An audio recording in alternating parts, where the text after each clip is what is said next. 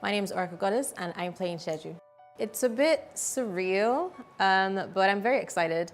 I like the character that I am playing because she there's parts of her that's kind of mean girlish, but it comes from a good place. So I think that's an awesome way to start my on film career.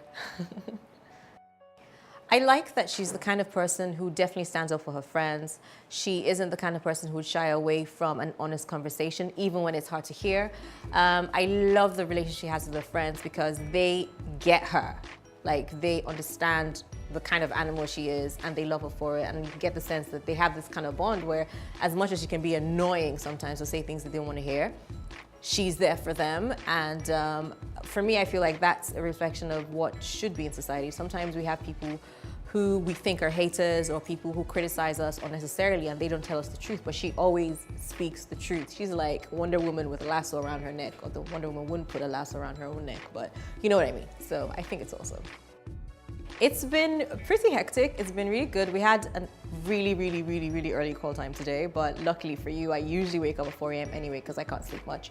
And it's been awesome getting to know Rianne because she's done a lot of theater. Well, she did 2 theater productions that I know of and I wanted to see and I didn't get to see. So working with her today is pretty exciting. Gideon, I've always wanted to work with or stalk, so I get to do both today. Gideon. So the kind of work I've done before this feature film has mostly been, okay, I don't want to say it and sound really ugly, but you know what you think of when you think of Nollywood, where you show up on set and they're writing the scripts whilst you're on set, or they say, oh, that's the script you prepared? Nice, take it and throw it away, and we shoot everything in one day. That's what I'm used to. You know, you don't know your lines and you're like, oh, where's wardrobe? Oh, you do your own makeup and everything. So it's very organized.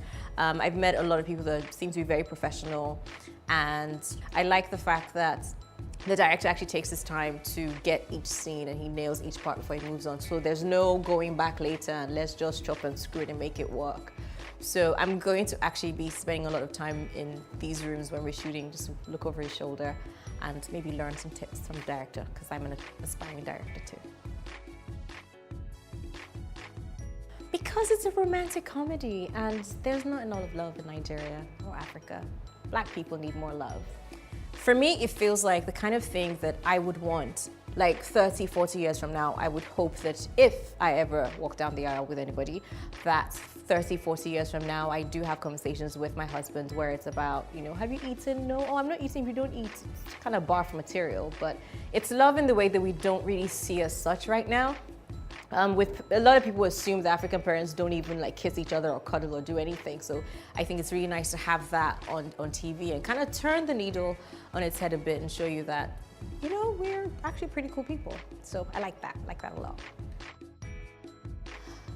Okay, this is Nigeria. So NEPA, tractors driving up and down, and so there's just noise, children screaming, ah, the neighbors. What else? It's been hot. It's been hot, like very hot. I must have had my makeup touched up at least 10 times already, and I haven't even shot my scene for today yet. So that's a challenge. The humidity, which you don't really think about if you're sitting there in England or wherever right now and you think, oh, it's so cold, I could do it with the sun. No, you can't do it with the sun. It's terrible, people. It's terrible. Okay, I'm over it now. He's awesome when he's not directing. When he is directing, he scares me. He really does. And not in a bad way. Like, he holds his own down. He doesn't, okay, that's a terrible picture to paint. He doesn't walk around screaming or anything. He doesn't have like, you know, those horrible big, like, get out of my light. He doesn't do that. But I'm used to seeing him in a different light. And on set, he's kind of like Incredible Hulk. And I'm scared a little, and there's just all this tension going. It's like, oh no, please, nothing else can go wrong today because I can't take it. Sorry.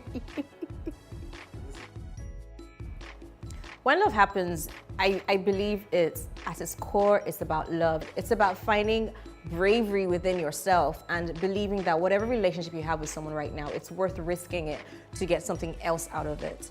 Now, I could go on and tell you other things that I think it's about, but I think it's more important to let you know that when you watch Nollywood movies right now, or even some productions I've done, and you think about the kind of experiences they share and they show, either between characters or the ideology of love and is it worth chasing for, I don't think that it touches on it like that.